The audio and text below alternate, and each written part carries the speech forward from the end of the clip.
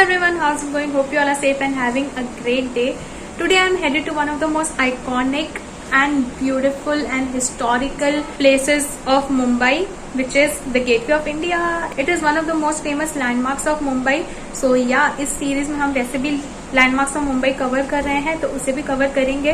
और Covid lockdown के बाद अब मुझे जाकर टाइम मिला है वो प्लेस को फिर से विजिट करने का. सो या let's go to that place and see what's change. तो कुछ नहीं हुआ होगा. I mean the structure is there since a century और सो, और आई डोंट थिंक उसमें कुछ चेंजेस की गुंजाइश है. But the overall atmosphere post Covid lockdown कैसा होगा, लेट्स गो, लेट्स सी.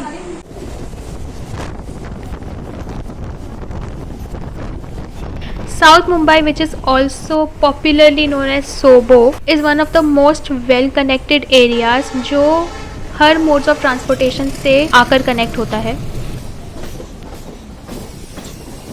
अगर आप सेंट्रल और हार्बर लाइन से ट्रैवल कर रहे हैं तो CSMT यानी कि Chhatrapati Shivaji Maharaj terminus would be the nearest for you.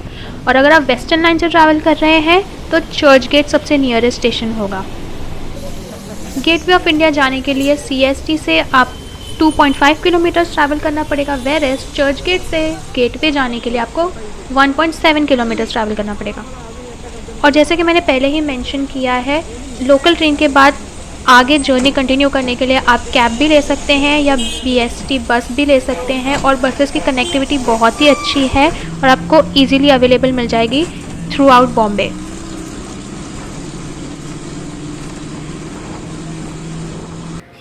इतनी वॉकिंग करने का यही मोटिव था कि हमें ज़्यादा से ज़्यादा एरिया एक्सप्लोर करने मिले और यहाँ की कॉलोनियल बिल्डिंग्स की ब्यूटी एंजॉय करने का मौका मिले.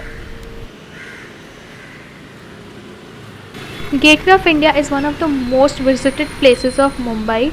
आप कभी मूवीज़ भी देखेंगे तो उसमें सबसे पहले आपको CSMT स्टेशन दिखेगा और उसके बाद gateway of India. It has become a commercial hub. यहाँ पर आपको हर चीज़ के लिए एक स्टॉल मिल जाएगा, एक शॉप मिल जाएगा, be it anything. If you are looking for handicrafts, perfumes, traditional या कैजुअल क्लोथ्स भी अगर आप ढूंढ रहे हैं तो ये प्लेस आपके लिए है.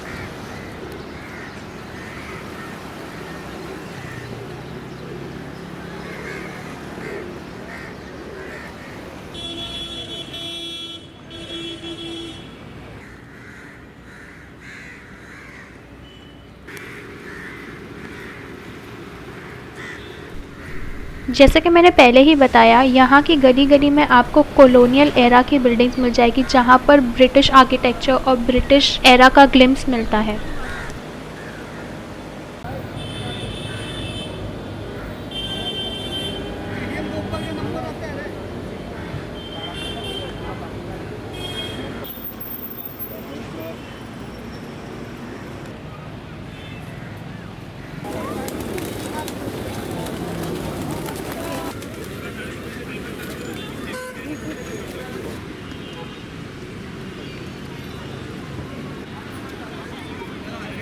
गेटवे ऑफ इंडिया मुंबई के most iconic and symbolic structures में से एक है. इसका कंस्ट्रक्शन शुरू किया गया था to welcome King George the fifth. King George the fifth और उनकी wife Queen Mary were the first monarchs of the British royal family to enter India. It was in December 1911.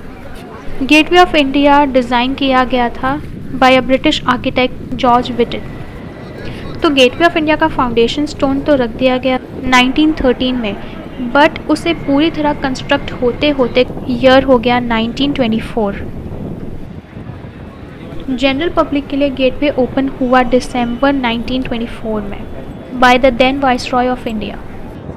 Also a little fun fact, India की आज़ादी के बाद gateway of India ही वो place थी जहाँ से ब्रिटिश के लास्ट ट्रूप्स इंडियन सॉइल छोड़ के गए which was in the year 1948.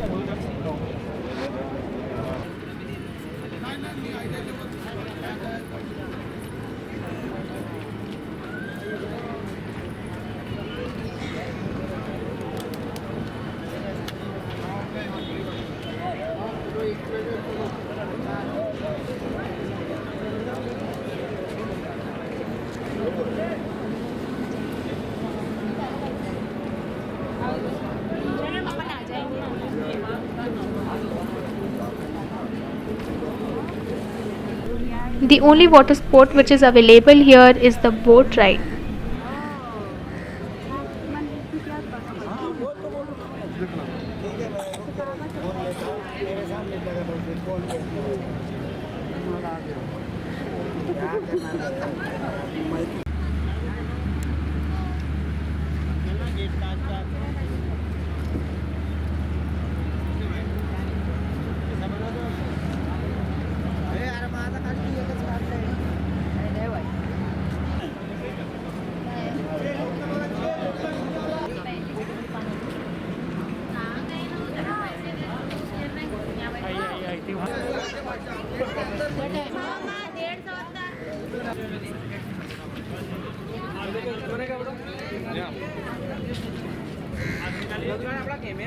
चलो नेवी का साइड सीन दिखा के लाएगा। चलो गेटवे ऑफ इंडिया के सामने ही जो आपको एक और आइकॉनिक स्ट्रक्चर दिखता है, that is Taj hotel, owned by Tata Group of Companies. The Taj itself is a great piece of architecture and history.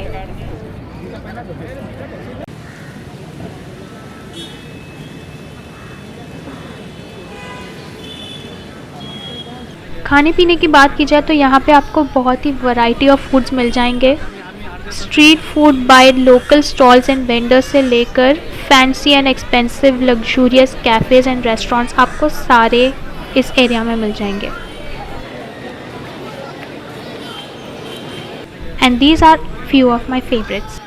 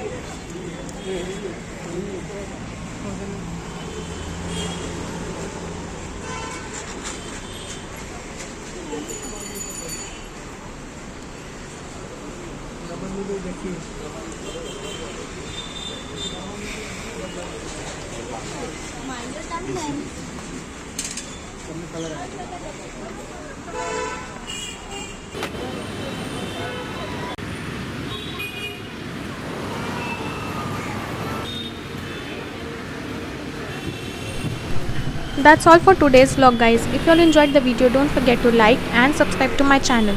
See you all soon in my next video. Till then, bye.